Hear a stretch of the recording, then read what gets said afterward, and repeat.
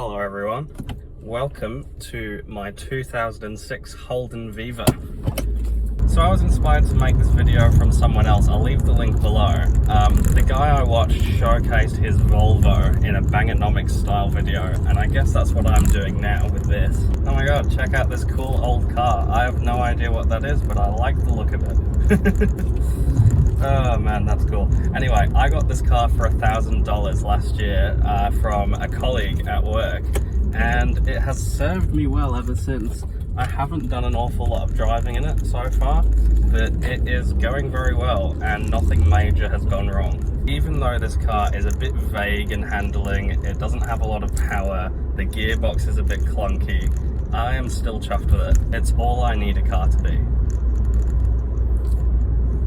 It's a 1.8 engine producing about 120 horsepower and it's paired to a 5-speed manual. Since we have the camera on the speedo and tachometer, I will just draw your attention to the insane rev hang on this car. So for example, I'll shift into third. So that was a rev match into third, and then if I put the clutch in, it takes forever to drop. I put the clutch in as soon as I started that sentence, so yeah, it is very rev hangy. And you will notice as well the weird gear ratios. I've not driven a petrol car in quite a while, so I'm not sure if these gear ratios are normal. That's fourth gear there, 50 k's an hour, doing about 2,000 RPM. The sun's come out again. It's been really temperamental weather-wise today.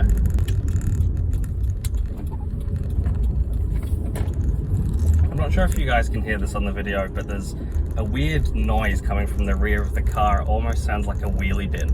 This is what I mean about the gear ratios. I'm doing 60 at the moment, the speed limit, and I'm in fourth, and we're over 2,000 RPM. The engine doesn't sound very happy at all. And then if I go into fifth, it sounds a bit happier, but then also I've got no power.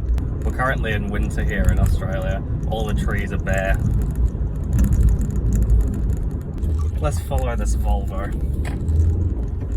If you guys saw the video I made literally a year ago, you'll know that I have a Holden Cruise as well. That's a 2-litre turbo diesel, but it's paired with a 6-speed auto, which I despise. I really like the engine and power on the Cruise, but the gearbox is so slushy and you can't stay on boost properly either. Let's try that rev hang again. So I'm in third, clutch in. It takes so long to drop. And if you don't keep your foot on the clutch until the revs have dropped, you get that horrible lurching. I might pull in here at this little garden centre. Let's do that. Let's sit and have a chat.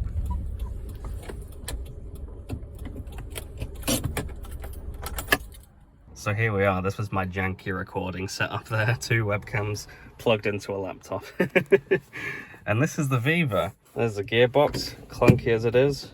We've got this Pioneer head unit here, which is quite nice. It's got Bluetooth and USB. We've also got the carpets, which are essential, obviously. So when we got this car, we weren't really looking for a second. It just kind of popped up. My colleague at the time wanted to get rid of it, and for very cheap as well.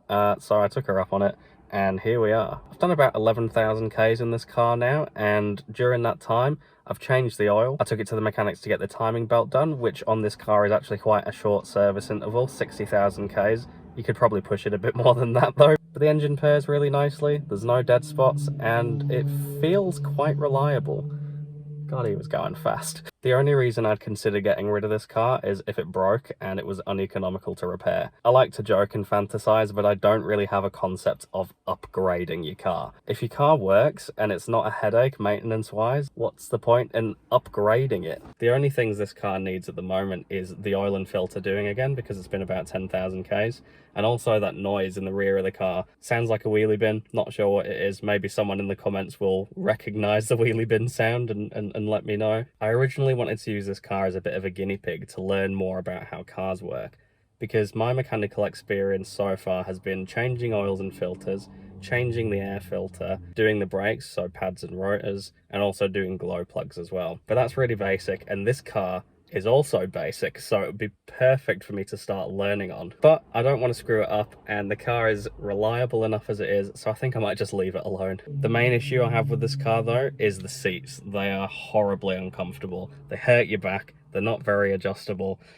So yeah, not good for long rides. The longest I've done in this is 3.5 hours. It was bearable, but Yeah, definitely not comfortable. I used the word bangernomics in the title of this video, and as far as I know, that means driving an old car that you got for cheap and being happy with it. I really like the bangernomics thing because, as I said, I don't have a concept of upgrading your car, and if your pride isn't shattered by driving around an old car, then they do just fine. As far as I can tell, this one's been really well maintained by the last owner. I don't think it's super typical of a bangernomics car in that kind of price range to be so well maintained and looked after by the last owner, but I've got lucky with this one. So I might leave it there. I'm not really sure what this video is. I don't care if no one watches it. I enjoyed making it.